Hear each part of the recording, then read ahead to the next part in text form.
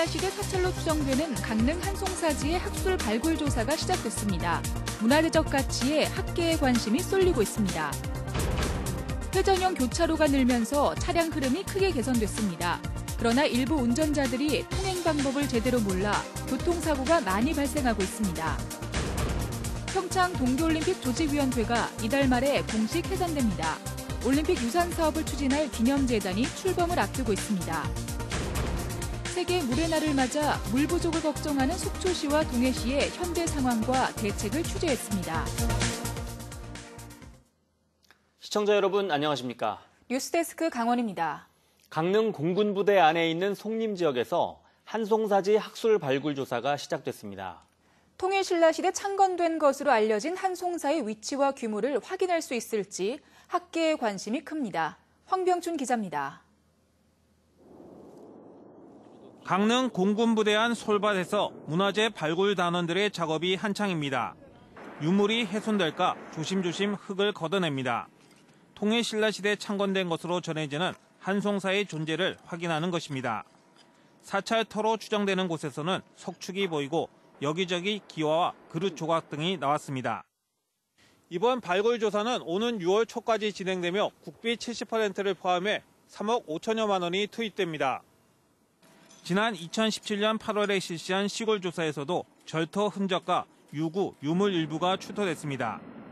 한송사지에서 출토된 것으로 여겨지는 석조 보살자상과 석불상은 국보와 보물로 지정돼 보존되고 있습니다.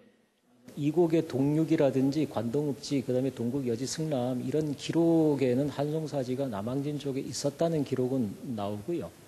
강릉시는 발굴 조사 결과 불교 사적으로 보존 가치가 있는 것으로 확인되면 문화재 지정을 추진할 계획입니다. MBC 뉴스 황병칠입니다. 교통사고 예방과 원활한 차량 흐름을 위해 회전형 교차로를 설치하는 곳이 늘고 있습니다. 일부 회전 교차로는 예전보다 차량 흐름은 좋아졌지만 통행 규칙을 모르거나 지키지 않아 발생하는 교통사고가 많습니다. 이용 기자가 보도합니다. 지난 2017년 완공된 강릉역 6거리의 회전 교차로입니다. 중앙에 교통섬을 설치하고 신호등을 없애면서 대기 시간이 줄어 차량 통행이 원활해졌습니다. 실제 조사 결과 기존 교차로가 있을 때보다 통행 시간이 40% 이상 감소했습니다. 차량 흐름이 좋아지고 교통사고 예방에 효과가 있다는 이유로 전국적으로 이런 회전 교차로 설치가 늘고 있는 추세입니다. 도내에서도 지난 2010년 5곳에 불과했던 회전 교차로가 지난해 93곳으로 급증했습니다. 하지만 일부 회전 교차로에서는 교통사고 감소 효과가 나타나지 않고 있습니다. 회전 교차로와 일반 교차로를 포함한 도내 교차로에서 발생한 교통사고는 지난 2010년 4,600여 건에서 지난 2017년 5,200여 건으로 오히려 13% 증가했습니다. 차선이 두 손이 같이 돌게 돼 있어가지고 바깥 차선과 그 안쪽 차선이 서로 엇갖고 이렇게 빠져나가다 보면 교통사고가 많이 나요, 저기. 시계 반대 방향으로 진입하고 회전 차량의 우선권이 있는 통행 규칙을 제대로 지키지 않거나 모르는 운전자들이 많아 사고로 이어지는 겁니다. 회전 차량이 항상 우선입니다. 교차로에 진입하는 차량은 회전 교차로 내 회전 차량에게 양보를 해야 되고 회전 차량이 지나간 후에 회전 차로에 진입하시면 되겠습니다. 행정안전부는 교통사고 예방과 교통체계 선진화를 위해 올해 도내 10개 일반 교차로를 회전 교차로로 전환할 계획입니다. 회전 교차로 설치는 갈수록 늘어나고 있지만 올바른 통행법을 준수해야 사고 예방 효과가 커질 수 있습니다. MBC 뉴스 이웅입니다. 강원교육발전자문위원회가 강릉과 춘천 등 평준화 지역의 고등학교 입학 전형제도 개선안을 심의했습니다. 위원회는 2020학년도 고등학교 입학 전형부터 선지원 후 추첨 배정 원칙을 적용해 학생의 학교 선택권을 보장하고 통학거리를 고려한 배정 방법을 마련하기로 했습니다. 강원도교육청은 전문기관에 연구 용역을 의뢰하고 타 시도 시행 사례를 충분히 검토해 최적화된 배정 시스템 개발에 나설 방침입니다. 삼척 갈천에서 증산을 잇는 도시계획도로 개설 공사가 시작됐습니다.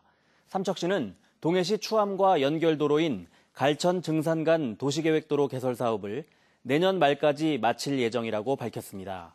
삼척시는 127억 원의 사업비를 들여 삼척해변에서 삼척해변까지 840m를 폭 30m로 개설합니다. 평창 동계올림픽을 성공적으로 치른 조직위원회가 임무를 마치고 이달 말 공식 해산합니다. 올림픽 기념재단은 이사진 구성을 확정하고 출범을 앞두고 있습니다. 권기만 기자입니다. 평창 동계올림픽 조직위원회가 위원총회를 갖고 이달 말 공식 해산을 의결했습니다. 남아공 더반에서 평창 유치를 확정한 2011년 창립해 올림픽을 준비 개최하고 7년 5개월 만에 업무를 마무리하게 됐습니다. 2018 평창 올림픽은 선수들의 도전과 자원봉사자들의 헌신, 국민들의 성원이 한데 모여 만들어낸 감동의 드라마였습니다. 올림픽 개최를 앞두고 많은 우려들이 있었지만 철저하게 준비해 그 어느 대회보다 성공적으로 치러냈다는 평가를 받았습니다. 북한의 참여를 이끌어내며 한반도를 넘어 평화와 화합의 가치를 전 세계에 전하고 실천한 평화올림픽으로 기억되고 있습니다. 올림픽 개최 전까지만 해도 상상할 수 없었던 일들이 벌어져 왔습니다. 3차례 남북 정상회담과 또 2차례 북미 정상회담이 개최되면서 한반도에는 핵전쟁의 위협이 사라지고 있습니다. 올림픽이 남긴 유무형의 유산을 보존하고 발전시키는 역할은 곧 출범할 올림픽 기념재단이 맡게 됩니다. 대회 잉여금과 추가 출자를 통해 1,000억 원 규모의 재단을 만들어 올림픽 유산 사업을 추진한다는 계획입니다. 기본적인 시설 운영비 외에 거기에 많은 컨텐츠를 넣어서 관광객들이 찾을 수 있는 시설로 만드는 것, 이게 가장 큰 과제가 되겠습니다. 여러 가지 준비를 하고 있습니다. 이사진 구성 등을 마무리하고 공식 출범만 앞두고 있는 올림픽 기념재단은 그동안 조직위가 사용했던 평창 대관령 사무소에 입주합니다. MBC 뉴스 권기만입니다. 오늘은 유엔이 정한 세계 물의 날입니다. 지난 1993년 물 부족 문제를 해결하자는 의미에서 제정돼 올해로 27년째 맞게 됐습니다. 다행히 올봄 영동 지역의 물 사정은 괜찮아 보입니다.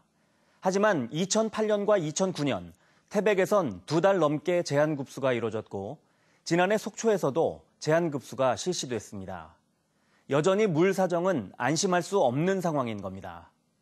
세계 물의 날을 맞아 갈수기 때마다 물 부족을 걱정하는 속초시와 동해시의 사정을 배현환 기자가 현장 취재했습니다. 지난해 겨울 속초 지역의 가뭄이 이어지면서 주 취수원인 쌍천이 말라붙어 바닥을 드러냈습니다. 급기야 속초시는 지난 2001년 이후 4번째 제한급수를 결정했습니다. 지난해 2월 6일부터 28일 동안 주민들은 큰 불편을 겪어야 했습니다. 현재 속초시 쌍천의 사정은 어떨까? 쌍천의 물줄기를 따라 자세히 살펴봤습니다. 여기저기에 물이 보이지만 다른 지역 하천보다 사정은 좋지 않아 보입니다. 다행히 이달 들어 상류인 설악동에 비가 내리면서 제한급수의 고비는 넘겼습니다. 주민들은 늘 물 부족을 걱정하고 있습니다. 근데 반농사 같은 경우, 올해 같은 경우는 이 강원도 설악산 밑인데 눈이 안 와가지고요. 지금 물이 바짝 말랐거든요. 그래서 아마 올해는 그 농사 짓기가 굉장히 좀 불편하지 않겠느냐. 겨울부터 봄까지 눈이나 비가 충분히 내리지 않으면 쌍천이 말라버리기 때문에 물 부족 현상이 되풀이되는 겁니다. 이처럼 고질적인 물 부족으로 어려움을 겪고 있는 속초시는 정부의 지원 등을 받아 물 부족 현상 해결을 위한 대책을 마련해 추진하고 있습니다.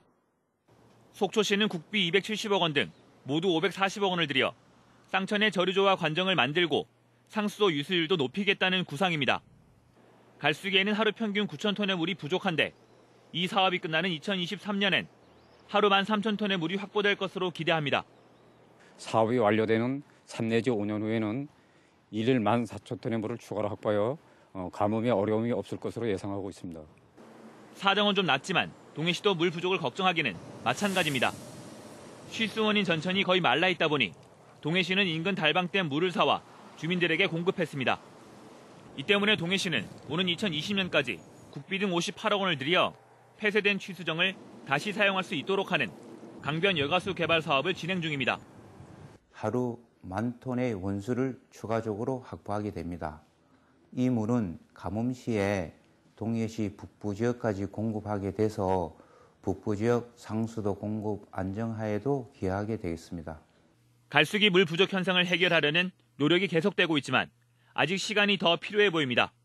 MBC 뉴스 배현환입니다.